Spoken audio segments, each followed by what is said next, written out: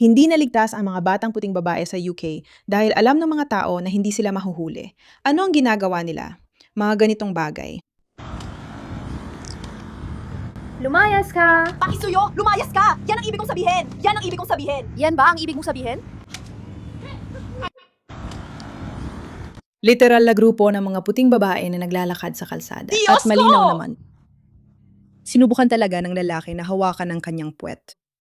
Para lang maging sobrang malinaw na nagiging mas laganap na talaga ito sa buong UK. Sunod-sunod nang nagsasalita ang mga babae. At itong batang babae na ito, sobrang humanga talaga ako sa kanya. Panuuri ninyo ito. Gusto ko talagang ibahagi ang mga karanasan ko tungkol dito. May isang lugar na dati kong tinitirahan. Hindi na ako nakatira doon ngayon. Sa ngayon, nakatira ako sa isang medyo sosyal na lugar. Mura naming nakuha ang bahay.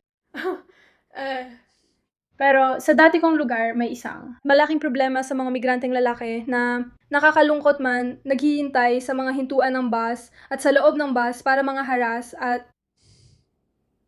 para sexual na abusuhin ang mga kabataang babae at mga batang babae. Kaya sinasabi mo talaga sa akin na may isang batang babae. Hindi ko nga alam kung ilang taon na siya, pero mukha lang talaga siyang sanggol.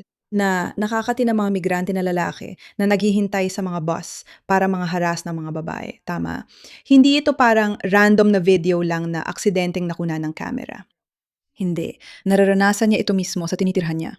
Alam ng lahat ng babae ang problemang ito, pero hanggang ngayon, hindi pa rin napag-uusapan. Nagkaroon ng Me Too movement na halos sumabog ang buong mundo dahil sa mga babae na nagsalita at nagsabing, oo, alam mo, kapag nagtatrabaho ako sa mga elite na mundong tulad ng Hollywood, maraming pang-aabuso at lahat ay nagulat. Parang, wow, hindi ako makapaniwala. Kapag may batang babae na nagsabing, hindi ako makababa ng bus dahil may mga migranteng naghihintay para harasin ako, nasaan ang pagkabigla at takot? Dahil dapat talaga itong laganap. Parang 2 beses na akong sinundan papuntang paaralan. Naglalakad ako, dumadaan sa bus stop, tapos sinusundan na ako. Isang beses ay may lalaking Timog Asyano at sa isa pa ay isang lalaking itim na hindi Nigerian. Alam ko hindi siya Nigerian dahil alam ko lang kung ano itsura ng lahing Nigerian. Di ko kaanong alam ang tungkol sa iba sa kanila. Sinabi ng babaeng ito na 2 beses na siyang sinundan ng mga banyagang lalaki papunta sa paaralan. Ibig ko sabihin, magising ka na. Sang mundo nangyayari na sinusundan ng mga lalaki ang mga babaeng papuntang paaralan. Pero hindi man lang binubugbog o pinapaalis ng mga magulang ang mga yon. Sang mundo mo ipapadala ang anak mong babae sa hintuan ng bus o sa paaralan at alam niyang may posibilidad na may susunod sa kanya? Alam mo ba kung gaano yon nakakatakot at delikado? Yung 2 beses na sinundan ako, mula pa yon sa hintuan ng bus. Pasensya ka. Kung ihahatid mo ang anak mong babae sa hintuan ng bus na may mga lalaki, mas mabuting hintayin mong makasakay siya. Hindi ko alam kung malinaw yon sa mga nanonood. Pero talagang nakakatakot. Noong unang beses akong sinundan papuntang paaralan, parang tinititigan mo kami habang dumadaan ako sa bus stop, naglalakad lang ako ng kalmado. Kalma lang, Megan, kalma lang. Mukhang hindi siya sanay sa kulturang ito. Mukhang tumitingin lang siya. Kasi baka normal lang sa bansa niya ang tumitig, baka ganun lang talaga siya. Dahil lang siya yon, hindi ibig sabihin na pedophile siya. At pagkatapos, Pasensya na, pero hindi mahalaga kung anong kultura ang pinanggalingan mo. Kung komportable kang titigan ng matindi ang mga batang babae at maghintay sa kanila sa mga hintuan ng bus. Binibigyan nun si Megan ng karapatang matakot. Binibigyan nun si Megan ng karapatang magsabi na may mali talaga dito. At yung katotohanan na sinasabi niya, hindi ibig sabihin na pedophile siya. Sa tingin ko, malayo na yan at yun ang ibig sabihin nun. sinundan yata niya ako sa eskwelahan. Ano ba talaga to? Parang ano ba to? Northeast too, by the way. Oh, nung unang linggo ko rito, sosyal ang lugar. Pero katabi lang ng metro na di naman sosyal. Unang linggo, paglipat ko. May arabo kaming nakita na nakasilip sa bintana ko gamit ang phone niya habang papunta kami sa bahay. Malamang pinapanood niya ang kapatid kong babae habang nagbibihis. Na talagang hindi komportable, literal, ganito ako.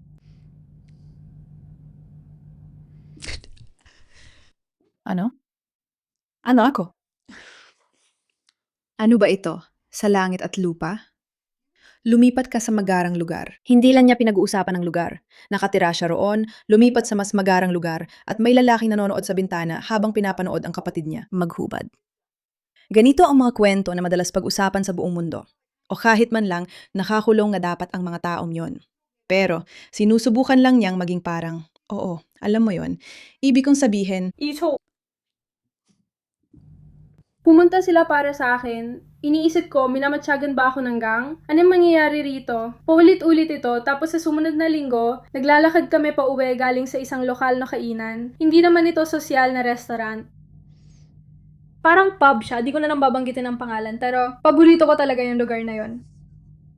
Sinundan kami pa uwi ng parehong lalaking Arabo na talagang nakakatakot. Hindi ito isang bihirang kalanasan. nakakatakot na sundan ka ng paring lalaki ng 2 beses. Traumatiko at nakakagimbal, kaya dapat mo na talagang tawagan ng pulis para mahuli siya. Pero para sa kanya, parang normal na lang ito ngayon. Ibig ko sabihin, noong 6 na linggo, papasok pa lang ako sa ikalabing isang baitang. Kaya parang noong nakarang taon lang to. Pero noong 6 na linggo, bago ako pumasok sa ikalabing isang baitang, 3 babae mula sa parehong lugar, mga 10 minuto lang ang layo sa bus stop kung saan ako sinundan. Ay ginugulo ng isang lalaking Arabo, isang migranteng lalaki, nga pala, sa loob ng pass. Sobrang takot nila, silang tatlo, na wala pang 14 na taong gulang, habang siya ay naghahanap ng mapapangasawa. Binabawi ko yon. Nang sinabi ko dati sa'yo na hintayin mong makasakay sa bus ang anak mong babae, baka gusto mo ring sumakay sa bus. Isang Arabong migrante ang nagtanong sa mga 14 na anyos na babae kung papayag silang maging asawa niya. Tumakbo palabas ng bus, takot na takot, at hinabol sila papasok sa co-op. At wala ring ginawa, sabi ng pulis, wala raw magagawa. Kahit halatang mandaragit ang lalaking ito, wala kaming magawa. Gusto ko talaga. Ibig ko sabihin, ano? Ano to? Sa langit at lupa?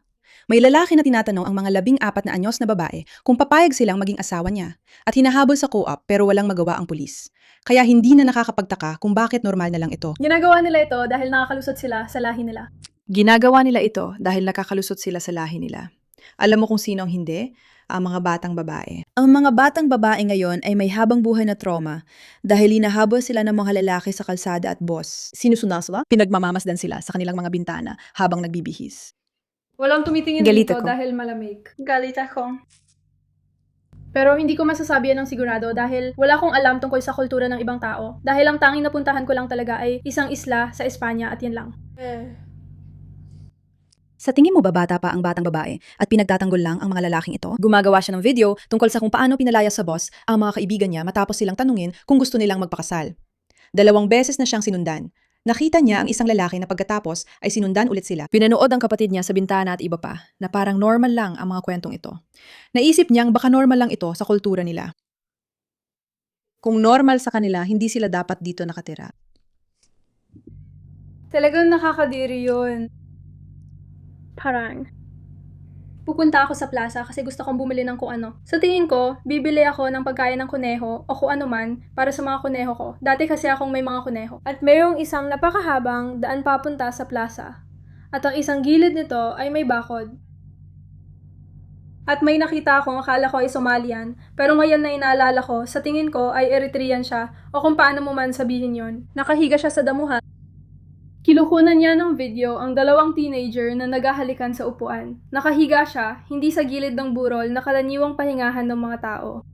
Nasa tabi siya ng bakod, wala pa ako nakitang gumawa nun. Ano ba yan? Parang, at halos nasa ilalim ng bangko ang telepono niya. Sinusubukan niyang protektahan. Sa totoo lang, ito ay isang batang babae. Isang batang babae ang nagulat ng higit pang insidente kaysa sa dapat maranasan ng kahit sinong bata, ngunit ikinuwento niya ito na parang normal lang. Kinukwento niya ito na parang pinapabora ng kabilang panig at sinasabing walang silbi lumapit sa pulis dahil wala rin silang magagawa. Ano rito ang nagpapakitang may malusob na lipunang nagpoprotekta sa mga batang babae? Anong tama sa ganito? Kasi para sa akin, literal na lahat ng tungkol dito ay mali, mali, mali. Mali, mali, mali. Mali lang, mali lang, mali, mali. Nasa telepono siya ng madaanan ko. Sana wala ako sa video na yon. Sana nung nakakatawa siya, yung 2 teenager ang video niya. Malaking problema talaga ang mga pedophile na dapat ayusin. At kailangan ng itigil ng mga tao ang pagpapatahimik sa mga biktima na nagsasalita. Dahil lang, well, ayun nating magbukang racist. Racist na yun mismo. Racist talaga yon. At laban din ito sa mga babae. At laban din ito sa kultura mo. At laban din ito sa lipunan mo. Kung ayaw mong punahin ang mga problema sa ibang kultura, yung tipong sinasabi niya na baka normal lang yan sa kultura nila. Kung normal yan sa kultura, hindi sila dapat nandito. Tapos, simple lang. Madali lang. Kung ganito, karami ang likukwento ng mga kabataang babae, kahit ordinaryong mga dalaga lang sila. Mali ito. Salamat sa inyong atensyon sa bagay na ito.